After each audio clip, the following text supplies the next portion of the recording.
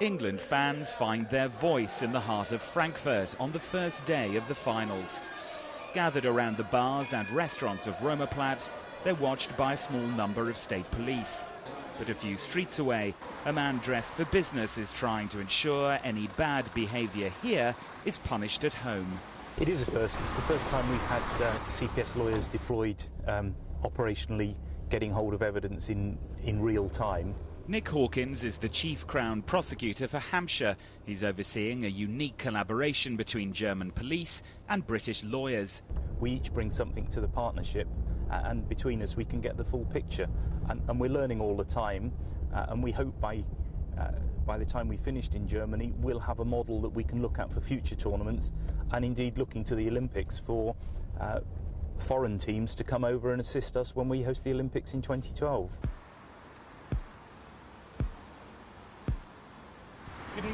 Based in Frankfurt's Stark Police headquarters, he has a team of 8, armed with laptops and scanners. Whenever and wherever an England fan is arrested on a football-related crime, they'll ensure all the paperwork and any CCTV footage gathered by German police is sent straight back to the UK. There's pressure on Nick to make it work. With a few hours to go, Nick calls a briefing. Friday morning, World Cup starts today. What I thought would be useful is just go around the table, make sure we've got every city covered off, make sure we know what we're doing preparation-wise, make sure we know what we're doing for the rest of the day. Does that make sense? In Cologne, the first test. 3 British men have been arrested for allegedly assaulting a taxi driver. But the paperwork has all been emailed back over to the football policing unit in London.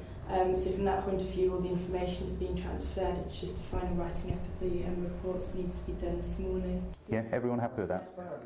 OK, today the tournament opens, and last night, as I understand it, was very quiet in a criminal sense, although it was quite noisy in terms of singing in the city. The expectation is most of the British fans will arrive today. And outside, the crowds are growing. One who's made the journey is Spurs fan Warren Rutherford. He was given a banning order in 2002. It only ended a few months ago. I got stopped at Heathrow, but they listened to what I had to say. They listened to what I had to say, I said what I had to say, and they give me the benefit of the doubt. And it's up to me not to let them down at the end of the day, that's what I'm saying. Just after arriving in Frankfurt, he watches a standoff with German supporters. The rivals are kept apart by police. Boyish behaviour, I call it, boyish behaviour. Other than that, everything's good, it's going well, it's going well. As the tension grows, Warren and his friends walk away. The policing effort is unprecedented. 250,000 federal and state officers are on duty throughout the tournament, supplemented by manpower from other countries, including Britain. The police policy is friendly but firm. Well, we have video cameras all over the place. We have video cameras in the stadium, around the stadium. We have video cameras in the city centre as well. When something happens, we have the opportunity to react very quickly.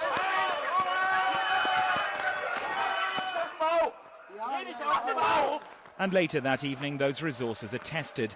Nick checks in with CIS, the German Central Intelligence Unit, to see whether his teams need to alert Britain's football policing unit in London. But daylight brings relief. We get told that British fans have been arrested, but on examination what we actually find out is there are people from other nationalities get labelled as British fans, so actually we're only looking at one case today. England still have to play a match. Will the threat of a banning order be enough to stop any trouble? Warren Rutherford thinks it's too blunt an instrument. Even now my band's finished, I'm a Tottenham supporter. We're not even allowed in the area to watch, like, drinking in the pubs. I'm not allowed to do that, you know what I mean? So we're still, even though I've been off my band for nearly a year now, I'm still restricted to what I do. So it's still a pain, but what can you do, you know what I mean? It's the police, isn't it? So yeah, I think it's against human rights, you know what I mean? They're just because they say you're not allowed here, you're not allowed there, and that's it. I think paedophiles and rapists are treated better than what football supporters are, you know what I mean? That's what I feel anyway. A lad at football throws a brick and get 3 years.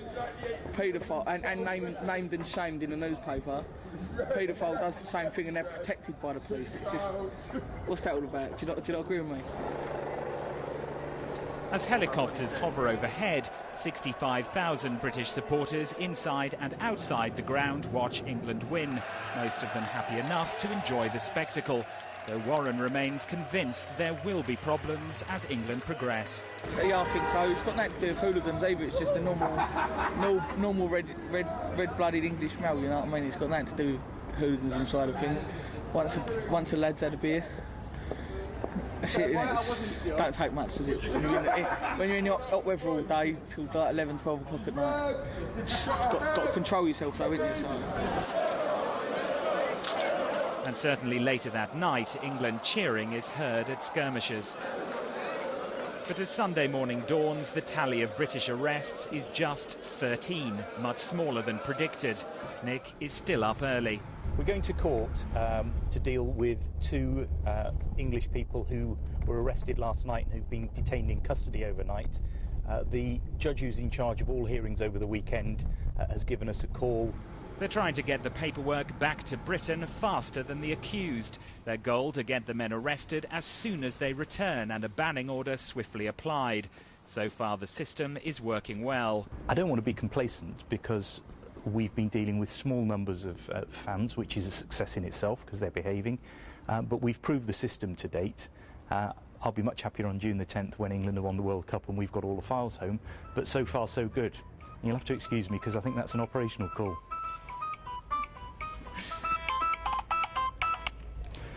Neil, Nick, can I just take a microphone off? I don't want Sky to hear this.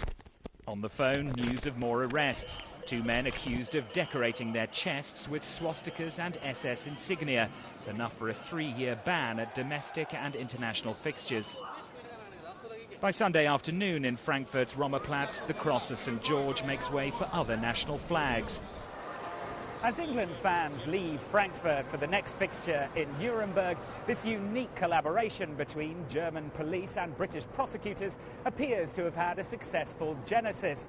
But the real test will come back in Britain, where the evidence gathered here has been enough to secure banning orders back home. And several other countries will be watching. They'll want to see whether this unique union of police and prosecutors could become the blueprint for punishing those who travel abroad to make trouble.